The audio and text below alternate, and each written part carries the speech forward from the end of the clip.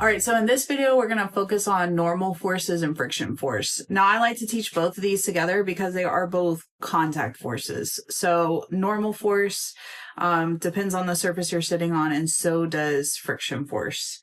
So let's just go one by one. So the normal force is a contact force, and it is called the normal force because it's perpendicular.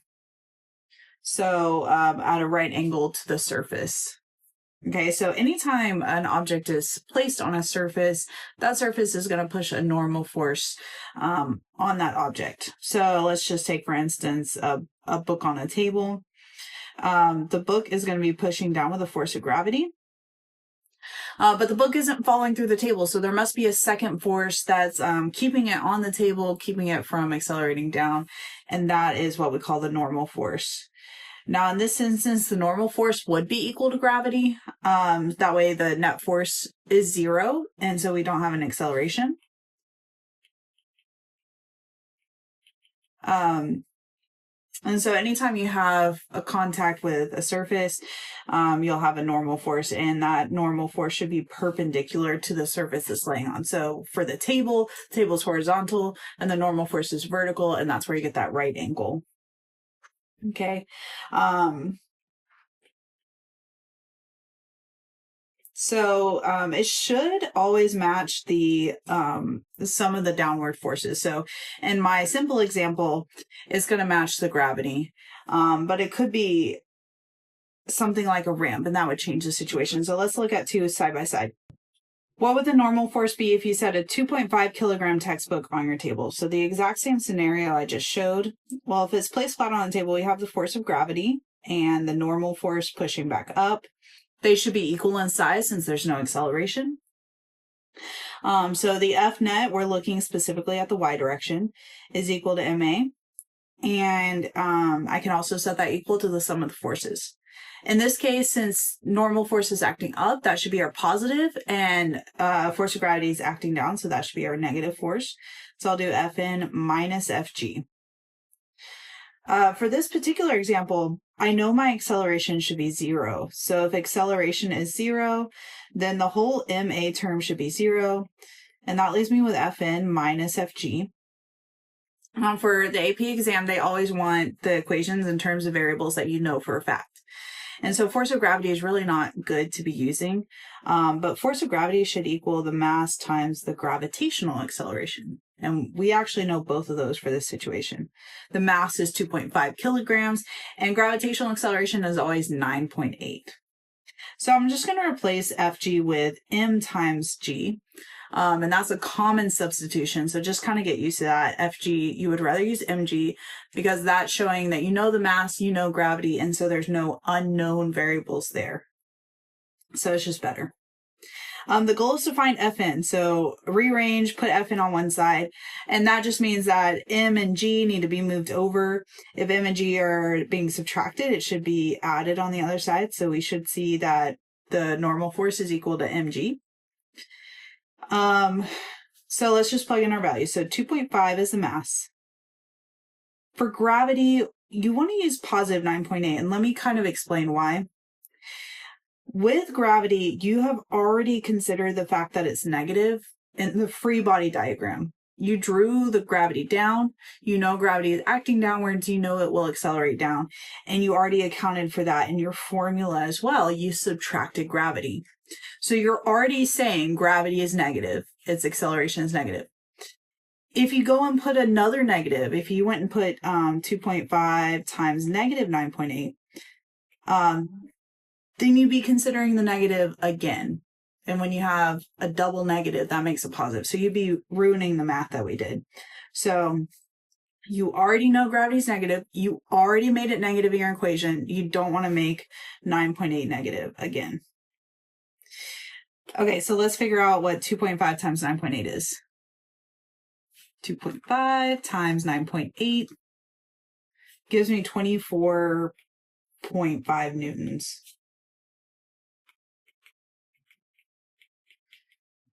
Okay, so that would be the answer for the first one. The normal force should equal gravitational force because we're on a flat surface.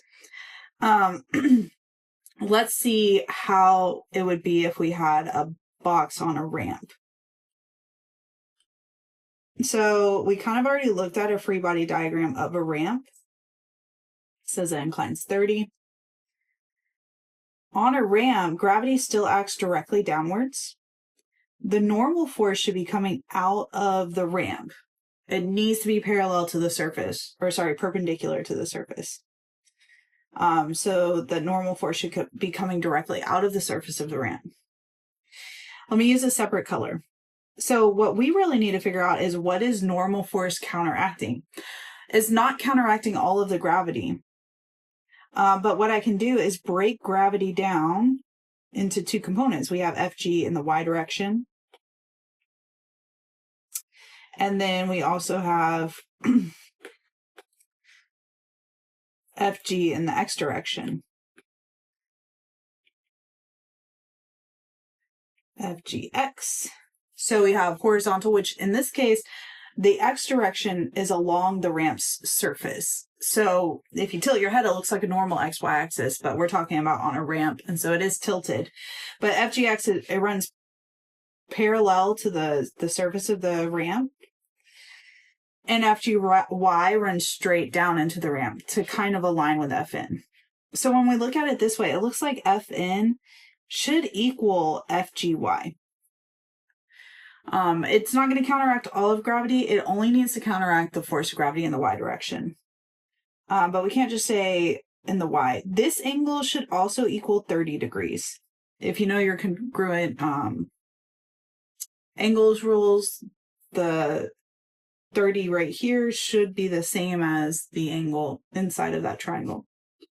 So if I know that this angle is 30, I just have to think about if Fgy is adjacent or opposite to that angle. So if that angle is 30, Fgy is going to be adjacent. And so you will be using a cosine function. So instead of saying Fgy, I really want to say the original Fg cosine of that angle. Again, cosine because it's adjacent. It's attached to that angle, so we need a cosine function. We don't want to say Fg though. We'd rather say mass times gravity, or gravitational acceleration. And then now it's at a point where I can just plug it in and solve it. Okay, so on a ramp, just be careful. This would be the normal force. It would be at an angle, so you need specifically the y component. And the y component, since the angle given is attached to that y component, it would be a cosine function. Okay, this next one is a ranking activity. It says a person who weighs 50 newtons or 500 newtons is standing on a scale inside the elevator. The elevator is identical in all cases. The velocity and acceleration of the elevators at that instant is shown. So the first thing that I want to kind of prove to you is that the scale that you stand on is actually just giving you the normal force value. So when we hear the word scale reading in an AP problem, it's really asking about the normal force. That's all it's asking about. Okay, so if we're sitting on an elevator, whatever is pushing down, the normal force should be equal. Or actually, no, it doesn't have to be equal. It depends on the acceleration. So we'll have to look at each example individually. We need to see if we're accelerating up, and that means the upwards force should be greater, or we're accelerating down, and that means the downward force should be greater. But we are given extra information in this problem in general, and we can go ahead and eliminate that extra information, and it makes it easier to think about. Okay, so on A, it says, what cases is the scale reading greater than 500 newtons? In other words, the scale reading, remember that's the normal force. So we're looking for normal force greater than 500, which was this gravitational force. So if we're just thinking about forces, remember that force equals mass times acceleration. And so it gave me the velocities, but the velocities are not important for the forces, only the mass and the acceleration. So on all of these, it does not matter what the velocity is because we're talking about forces. If it asked me something like, how long would it take for the elevator to stop? I would need the speed, so I'd know how long it takes to slow down. But it didn't even ask me. It just asked, what is the force? or it asks about the forces. And so that force equals ma, there is no velocity in that equation. Okay. So if the scale readings are greater than 500, that means the normal force should be greater than the force of gravity. And we don't know the exact scale, but I'm just drawing an exaggerated free body diagram. So the normal force is bigger than the force of gravity. And that should also mean the acceleration in general should be up. Since our F net is also generally up. So we have a positive net force. Fn is greater than Fg, and that's going to cause a positive acceleration. So all I need to look for is positive A's, or upwards A's. So upward A, we have case A, case D, and case E. Okay, part B says, what cases are the scale readings less than 500? So the scale reading is the normal force. When is it less than 500? Which was its gravity. Okay, so if Fn is less than gravity, then we're looking at an overall downwards force, which is negative, meaning our acceleration should be negative and pointing down. So let's look at all the cases where we have a negative acceleration. So that would be B and F and H. What cases are the scale readings equal to 500? So we're looking at the scale, the normal, being equal to gravity. And they are equal when F net is 0, meaning that A is 0. And so we're looking at C and G. Remember that the acceleration being 0 does not mean it's stopped. In fact, it even says the velocity is 3 meters per second. And the velocity... oh, they're both 3 meters per second. So it is moving, but it's not slowing down or speeding up. The acceleration is 0.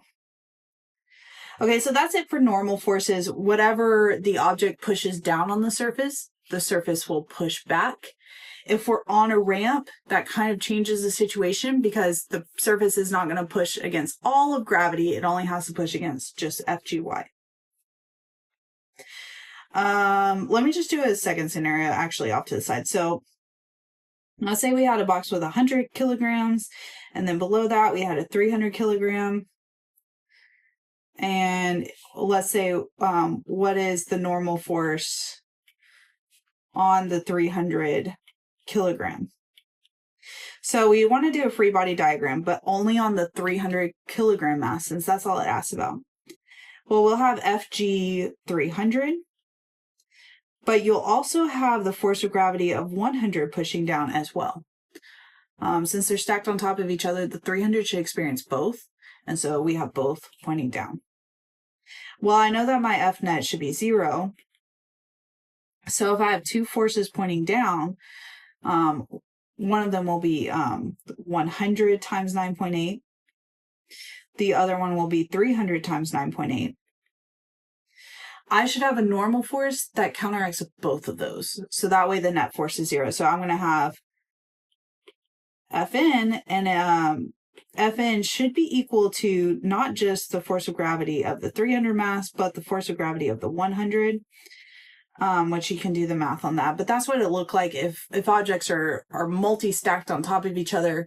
That bottom box would experience all of the gravity, and so it would have a normal force that counteracted everything. Let's do, what about the Fn on a 100 kilogram box? Okay, so the 100 kilogram box, you really just have to ask yourself is, does it experience a force from the 300, the force of gravity? And it's not going to experience the force of gravity from 300. 300 kilogram is below it, and its force of gravity is acting down. And so the 100 kilogram box is not going to experience that gravity. So for the 100 kilogram, all it's going to experience is the force of gravity of its mass, its own mass. And so that means that the normal force should just be equal to Fg of the 100. So there's the difference there. 300 would experience both gravities, so the normal force would have to match that. But the 100 block would only experience its own since it's on top, and then the normal force would match. Okay, so let's look at friction force. I like to do these two together because it's another contact force, just like friction. just like the normal force. So it depends on contact with a surface. Specifically, friction depends on the texture of a surface and also the masses that's sitting on that surface. So if you're talking sandpaper versus ice, sandpaper is going to have a much higher friction value. In that same scenario, let's say we took sandpaper and you placed a feather on it versus a brick. The larger mass will experience more friction as well. So it depends on the texture of the surface and also the mass sitting on it. The texture of the surface is actually going to be called the coefficient of friction. This little mu. The coefficient of friction depends on the texture. If you have a rough texture, you should be getting high mu values. And if you have a smooth texture, you should be getting smaller mu values. And then frictionless would be if the mu of that substance is 0. So there is no friction at all. So that would be like ideally smooth. Like ice, most of the time in physics, ice is frictionless. And it would just have to tell you if the surface is frictionless. Okay, so let's look at the normal force formula. It looks like the normal force depends on two things. It depends on the roughness, and it also depends on the normal force. And that kind of makes sense if you think about friction as being contact. If it's about contact, then it's also has to be about normal force. Okay, so that's what the friction force is going to be about. There's actually two types of friction. There's something called static friction and kinetic friction. And the best way I could explain the difference between the two is to give you this scenario. So let's say you're trying to push your couch across the living room. Your living room has a bunch of carpet. It's really shaggy, so pretty rough texture. So if you try to start pushing that couch, at first you're going to push and nothing's going to happen. And then you try to push even harder and it's still tough to push. So you push one more time and you push as hard as you can. And the couch finally starts moving. And once that couch starts its motion, then you don't have to push as hard. And there's a reason for that. And that's the difference between static and kinetic friction. I like this chart because it kind of explains it in a nutshell. So the static friction, well, first of all, the origin, this would be if you push with a force of 0, there is no friction. So if you're not pushing the couch, friction doesn't exist. But as you push the couch a little bit harder, and then you get a little bit more friction. And you keep pushing it, and it gets tougher and tougher and tougher until the motion starts. And that's the peak of this graph. The threshold of motion is the maximum force needed to start motion.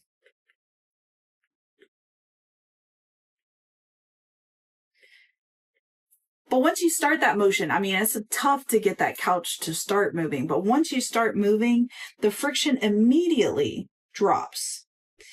And it drops to a constant value. And that constant value is called kinetic friction. So static friction is motionless. So we have no motion. And then kinetic is where you start to get motion. So since there's two types of friction, there actually is going to be two different mu's, two different coefficient of friction. You'll have the static coefficient, which is mu s.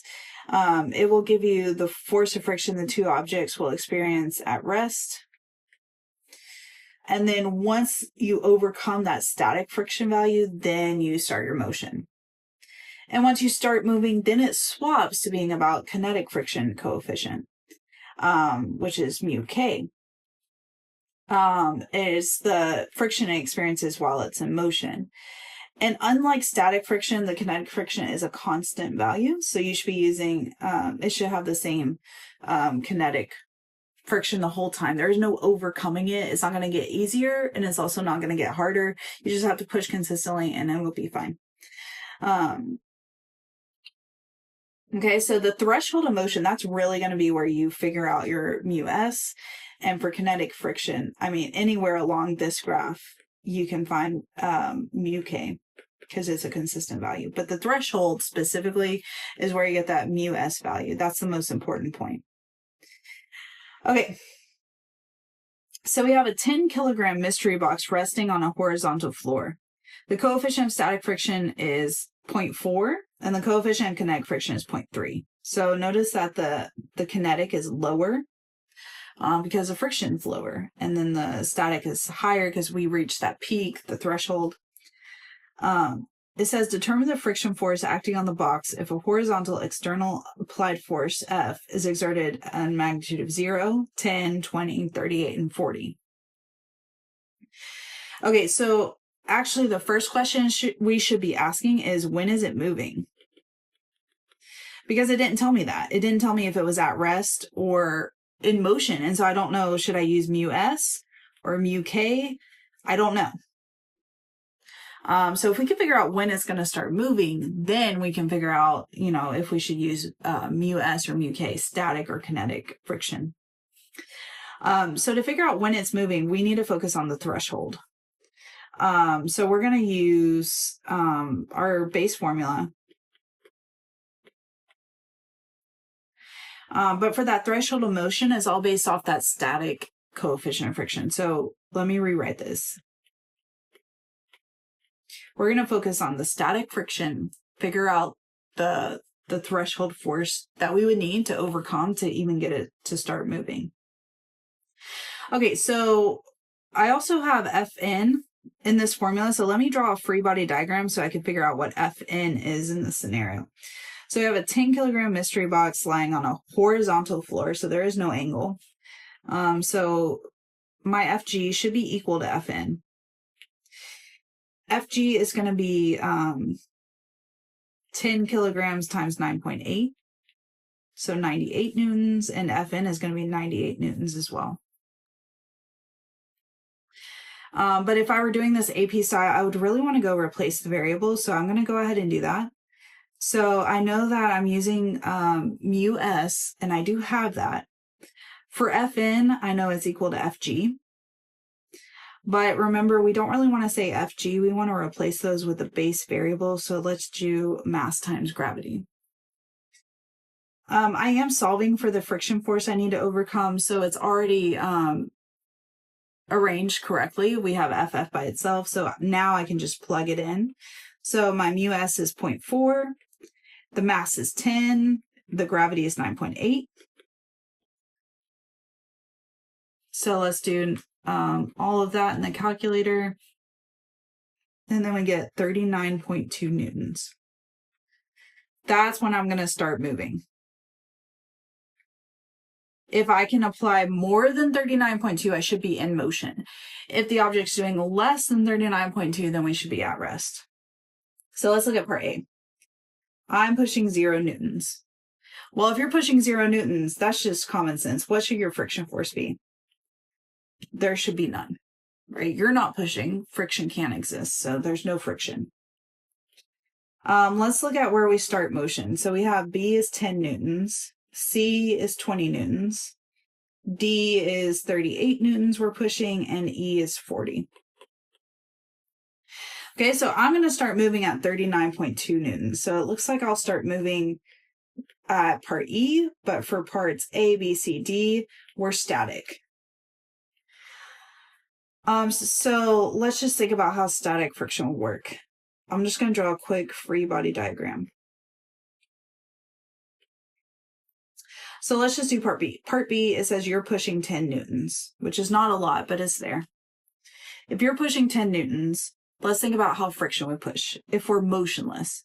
So if we're motionless, you need to make sure that everything cancels. If you are motionless, your acceleration should be 0, so your net force should be 0. So if I push 10, guess what friction's going to do? It's going to push 10 newtons back. Friction is just, it's kind of a reaction to what you're doing. So if you push 10, friction pushes 10. If you push 20, friction pushes 20. So my friction force should be 10. And the same logic can be used on the other. Since we're not moving, we're not speeding up, we're not slowing down. Whatever I do, friction should do back to keep it motionless. Okay? On part E, we just need to determine the friction force while it's in motion. So it may not be 40 newtons. I'm going to push 40, but my kinetic friction, I'm going to be moving. So it could be a little bit less. It could actually be greater. And it could be equal to, but I don't know because it's not as clear cut as when it's motionless. I am in motion, so it could be any size. So we need to evaluate that. So for friction force, this one is going to use mu K Fn, which we already discussed. It should be mu K mg. For mu K, we're going to use 0.3. The mass is 10. Gravity is 9.8. So let me type that in. 0.3 times 10 times 9.8. And we get 29.4 newtons. So I push 40, it's only going to push 29.4 newtons back. And so I should be accelerating to the right, which it didn't ask about, but if it did, that's how you would determine it. So kinetic friction does not have to be equal. But for static friction, since it's motionless, whatever I push, friction would pull back. And so static is easy. Whatever you push, friction pushes back. But for kinetic, you have to go do the formula so you can know what the friction force is. All right, a child weighing 50 kilograms goes sliding across a water slide, accelerating opposite of their motion. So if we're moving right, acceleration's moving left. The value is going to be 1.2 meters per second squared. There's no force moving them forward. So they're not being propelled by the water or anything. There's only the force opposing motion. That is it. Okay, so what it's really trying to tell me is for the free body diagram, of course we have gravity. And since we're sitting on the slide, we should have a normal force. But it's saying there's no force pushing them forward. There's only the opposing force. Which the opposing force should be friction. Okay, so the person has already jumped onto the water slide. If we were talking about the moment where they jumped or they were being pushed, that would be different. There would be something driving them forward. But they've already jumped onto the water slide. Now they're just gliding down. And so there is nothing driving them forward. But the water slide does have friction, and that's causing them to slow down. So they have an opposing friction. What is the net force the child experiences? Well, the F net and the Y is 0 because we have Fn minus Fg. The F net in the X direction is going to be negative force of friction. It's acting to the left, so it should be negative. All right, let's look at part B. So on part B, we're going to have to look for friction force. So I'm just going to go ahead and use my F net X equation. I just said that F net would be equal to the negative friction force since it's acting left. But we also know every time we have an F net equation, we can also set it equal to MA. Now I do want FF by itself, so let's go ahead and move that negative over. And then let me start plugging in values. So we have negative 50 for the mass and negative 1.2 for the acceleration. So let's see what that would give me. So it looks like the friction force is 60 newtons. And then it is acting left, but it's not going to be negative because we're just looking for the value of friction. When you look back at your F net equation, you did say that force of friction would be negative. 60 is just giving you the numerical value.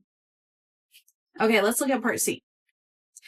What is the coefficient of friction of the child and the slide? So the child is in motion, so we're looking for the kinetic coefficient of friction. So I'll be using FF equals mu Fn. Specifically, we're looking for mu kinetic coefficient. I do have my friction force. We do need Fn to be, actually replace it with gravity. So I'm going to replace Fn. It should be equal to gravity. So it should be equal to mass times acceleration of gravity. Rearrange for mk, so move mg to the other side. Mg is being multiplied, so on the other side we would divide by mg. And this is an acceptable form. We do know the force of friction. We know the mass and we know the acceleration of gravity. So we are working with everything that we know. So let's go ahead and type it in. We should do 60 for the friction force, 50 for the mass, and 9.8 for the gravity. So let's see what that equals.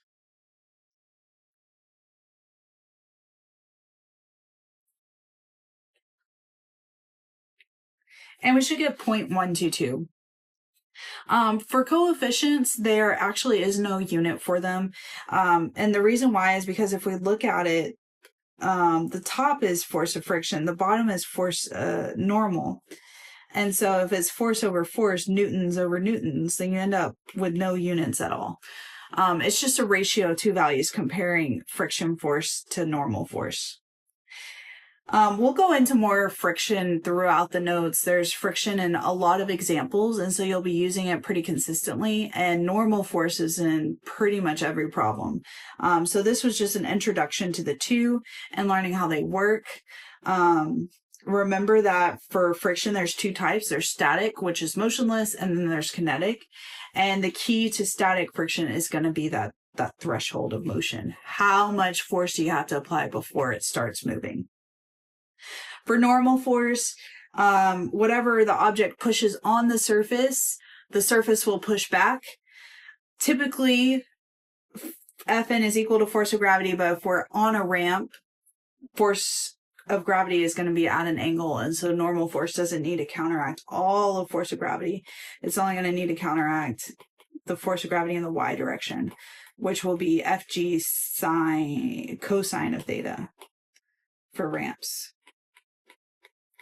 Okay, so that's a quick recap. Hopefully everything made sense. If you need more help, you just come by and ask me. Next video, we'll talk about tension, and we'll talk about spring forces.